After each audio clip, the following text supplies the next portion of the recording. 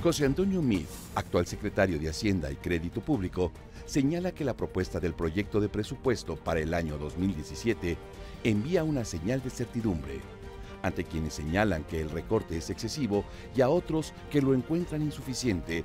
El titular de esta entidad indicó que contiene los elementos económicos que buscaban las calificadoras y el mismo gobierno federal. Bienvenidos a la otra cara de la moneda. Debemos hacer una reflexión sensata, profunda y a detalle del paquete económico para 2017. Las condiciones han cambiado muchísimo más allá de la modificación del secretario de Hacienda. Va mucho más allá el tema de entender si José Antonio Meade está defendiendo un paquete económico que él no realizó o la profundidad que tiene la Secretaría de Hacienda y Crédito Público.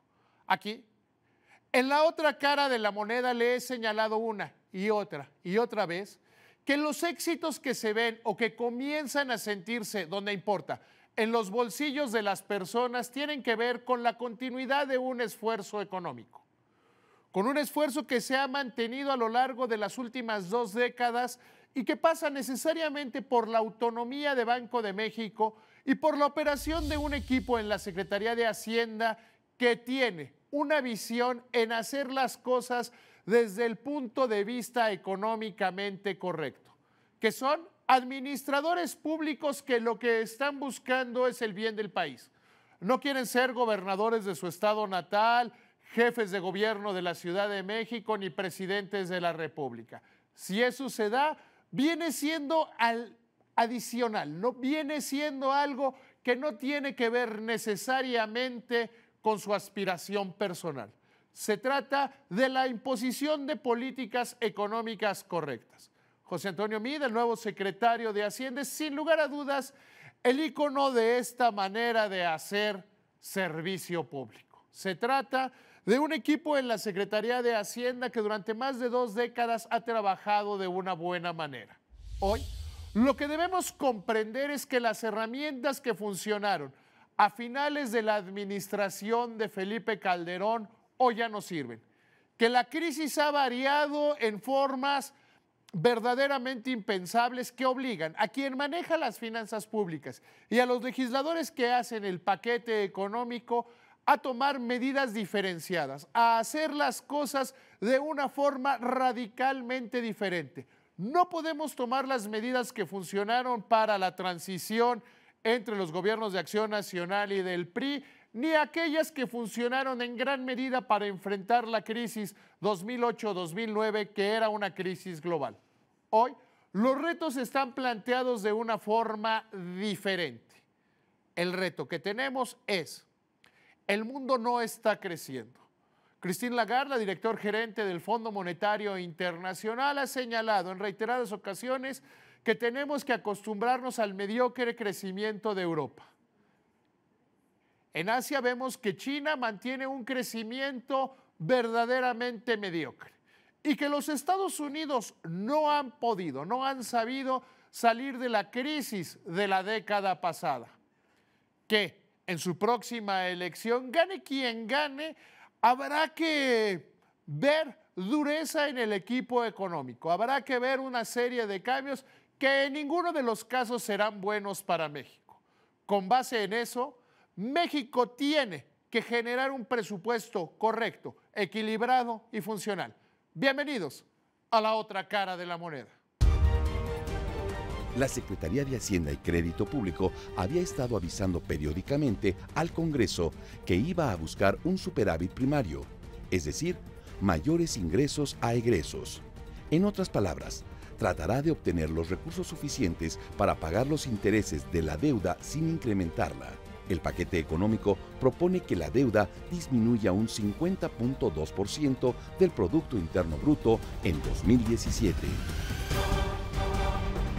La elaboración del paquete económico para el año próximo necesariamente tiene que partir de la base de la realidad. de cuáles son las herramientas que tiene el gobierno federal y por lo tanto los legisladores deberán comprenderlas. Sabemos, porque ese fue un compromiso del presidente de la República, Enrique Peña Nieto, que no habrá nuevos impuestos, aumento a la tasa de los actuales ni disminución de ningún beneficio fiscal para las personas. Si analizamos estos 3 puntos, nos debe quedar verdaderamente claro que por el lado del ingreso hay muy poco en qué moverle.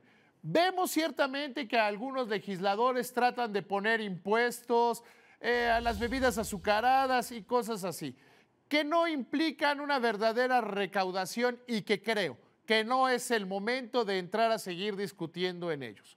Por ejemplo, este impuesto que se aplicó a las bebidas azucaradas no ha disminuido el consumo de estos productos. Si no los ha disminuido, entonces quiere decir que no está funcionando el impuesto, que además los recursos se deben destinar de una mejor manera.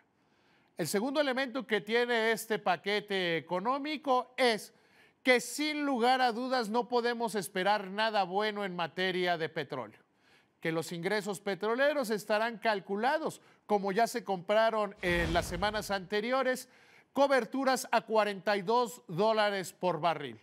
Por el lado de los ingresos, insisto, hay poco que ver. Tenemos el compromiso correcto y adecuado de no mover las tasas fiscales.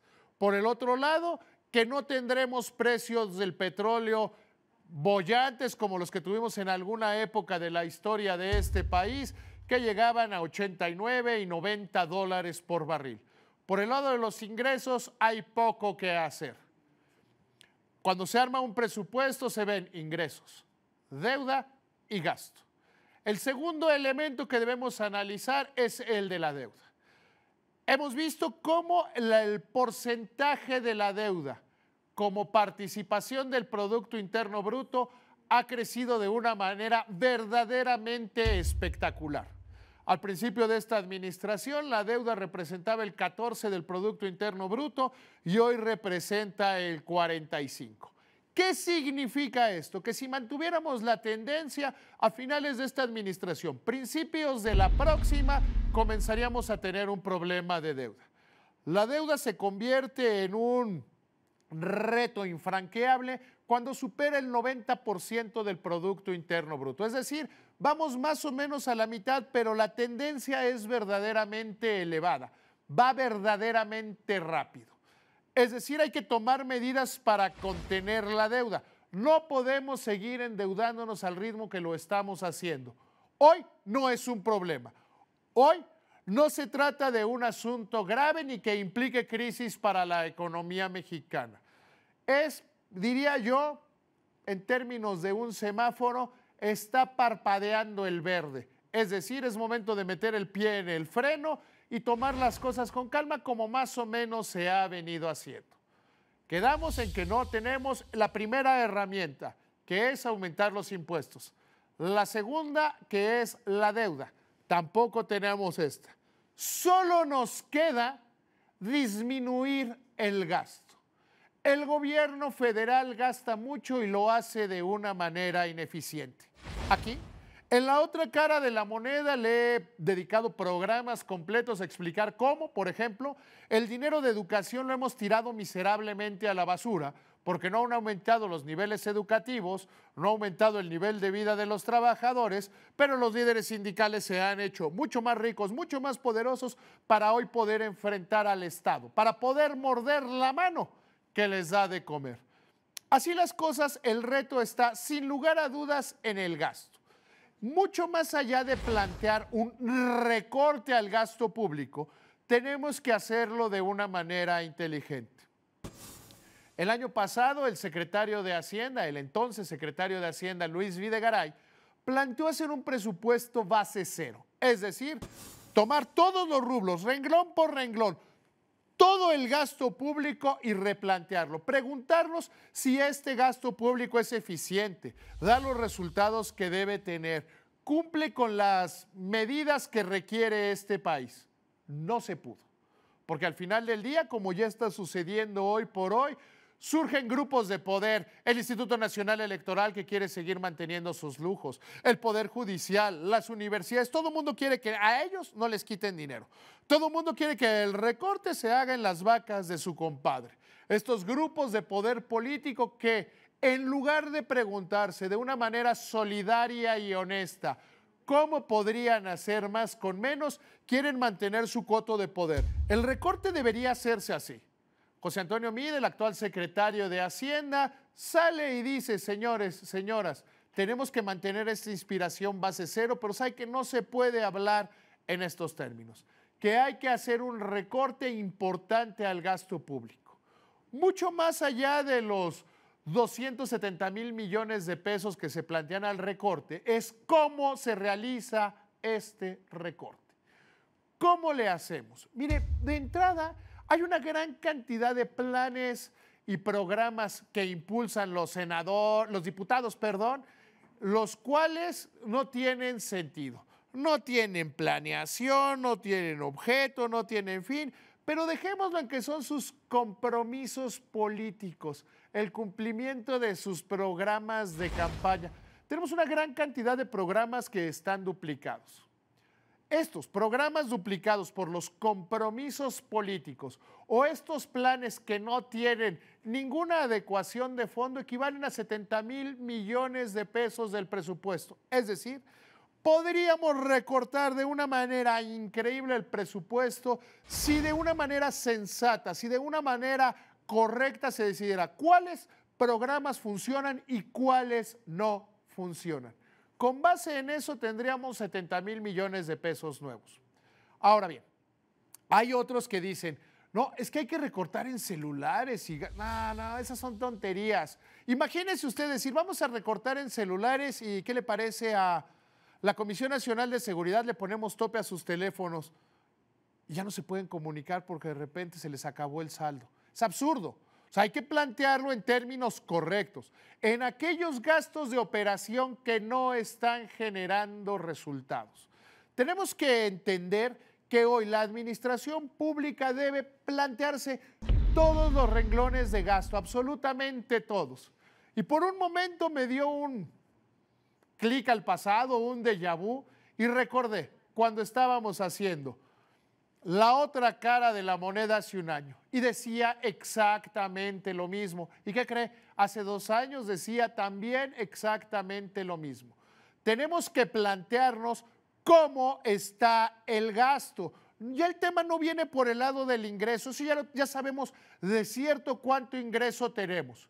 Ahora tenemos que exigirle a nuestros legisladores, a nuestros diputados, que tomen las medidas correctas desde el punto de vista del gasto. Y eso pasa porque se dejen de sus compromisos de campaña, porque se dejen de ridículos. Tenemos que hacer que este presupuesto sea el correcto, sea el adecuado y necesariamente implica un esfuerzo por todos, absolutamente todos, los niveles del gobierno federal. Gracias, que le vaya muy bien.